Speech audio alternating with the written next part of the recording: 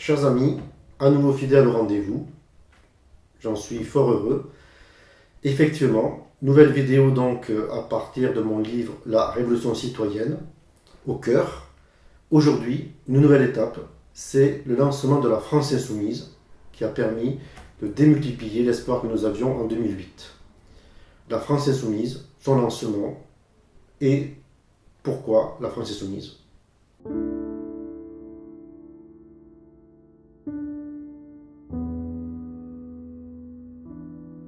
La France insoumise, en fait, c'est le résultat d'une réflexion sur les insuffisances du front de gauche qui avait connu son heure de gloire en 2012. C'est une stratégie et pas uniquement une base tactique politicienne, parce qu'elle prend appui sur une réflexion politique, sociale extrêmement forte. Nous avions dit en 2012-2013 que la prochaine élection présidentielle serait une insurrection civique, où le dégagisme serait extrêmement fort. Nous allons voir qu'effectivement cela s'est déroulé de cette manière. Mais nous avions dit aussi que la vie politique ne s'organisait pas, ou plus beaucoup, suivant une latéralisation, c'est-à-dire qu'il y aurait une droite et une gauche. L'élection de François Hollande, socialiste, prétendument de gauche, mais qui fait une politique de droite, montre que ce clivage droite-gauche n'a plus beaucoup de sens. Pour la population française, la gauche est emportée dans le renoncement de François Hollande. Rappelez-vous, François Hollande avait dit « Mon ennemi, c'est la finance ». Au pouvoir, il a fait la loi El Khomri. Donc cela n'avait plus de sens et qu'il fallait également changer notre perception du champ politique. Nous avons considéré que c'était plutôt une verticalisation qui s'effectuait. D'un côté, le peuple majoritaire et, en face de lui, les élites, les oligarchies. C'est pour ça, effectivement, que cette verticalisation de la vie politique devait s'accompagner d'un changement de stratégie.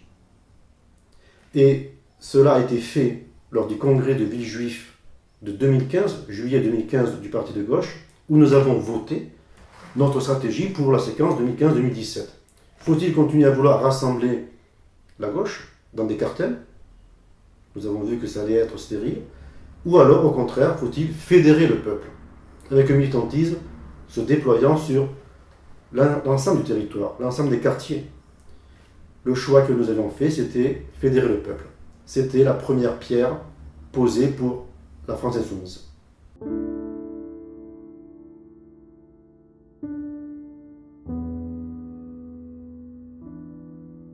Alors bien sûr, cette stratégie de France insoumise avait acté que le front de gauche s'était délité et que désormais il ne pouvait plus avoir de force propulsive pour de prochaines élections. Les raisons, très simples. Les raisons incombent grandement à notre partenaire communiste qui, lors des élections locales, sont tombés dans l'opportunisme.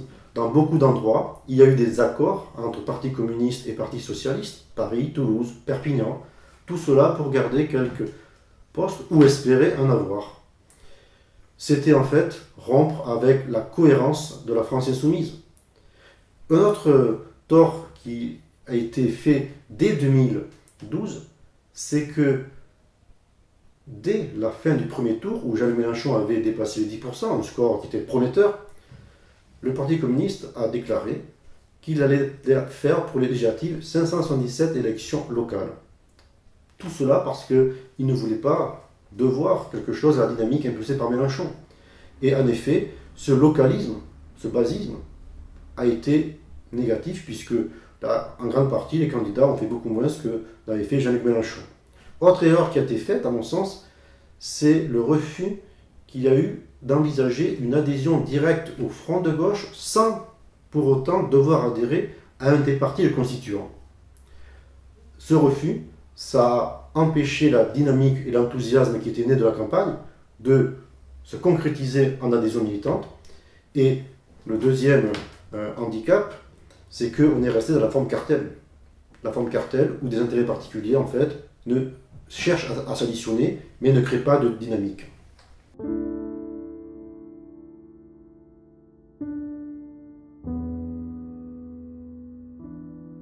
Effectivement, il n'y avait pas que le front de gauche qui était en cause, il y a aussi nos tentatives d'élargissement de l'alliance. Avec le NPA, il n'y a pas eu de réussite, puisque le NPA avait fait le choix en 2009 de ne pas rentrer dans le front de gauche.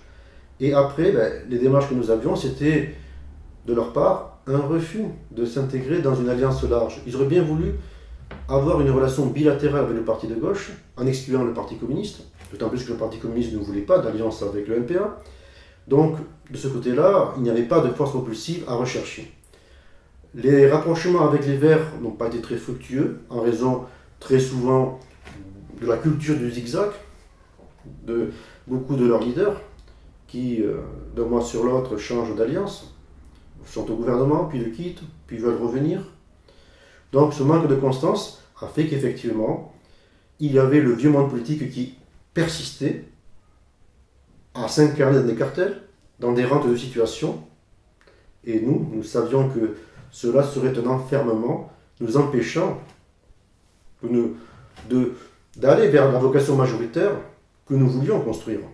Et donc effectivement, la France insoumise était une nécessité, et donc le choix de fédérer le peuple et d'abandonner les tentatives de rassembler la gauche dans des cartels improductifs avait été faite.